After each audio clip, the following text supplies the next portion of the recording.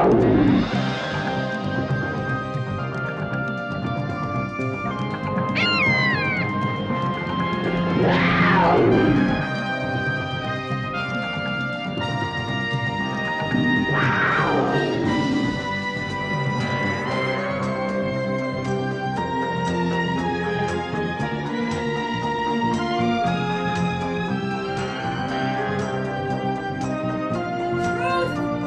can't handle the truth!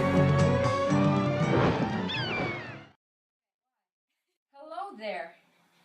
My name is Arlene Taylor from Car Crash Instructional Services. We've got a report that there's been a car crash on Taft and Gray Street. Interesting. Two different stories, two conflicting responses. This sounds like a job for the Car Crash Instructional Services. We took some data using the law of conservation of momentum.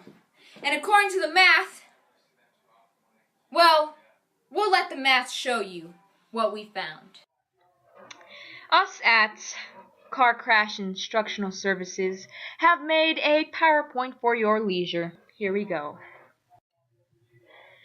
So, using the law of conservation of momentum, we found some facts to be self-evident.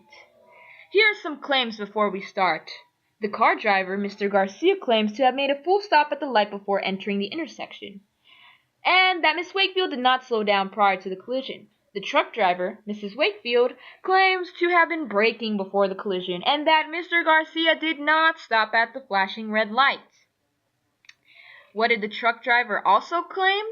They claimed to be going 6.7 meters per second. Well, our mathematicians here at Car Crash Instructional Services found out that the truck driver was lying. Apparently, the truck driver was going twice that speed at 12.509 meters per second. She was obviously not slowing down, and worst of all, she lied to authorities. The car driver was also going pretty fast at 12.781 meters per second. However, the thing that really got Mr. Garcia, the car driver, and led us to realize that he was lying to us and the police enforcement is this. With some kinematic equations and math and our mathematicians at Car Crash Instructional Services, we found out that the car's acceleration was 7.536 meters per second squared. This is interesting because, well, when we Googled the maximum acceleration for a Ford Escort, asking the corporation, we found that it was actually 3 meters per second squared to a car similar to Mr. Garcia's. Therefore, it is impossible that Mr. Garcia completely stopped his car before proceeding into the intersection. And there you have it, folks. Both of these people are at fault, and they should be thankful that nobody else here got hurt. How dare they? Well, that certainly was an interesting case.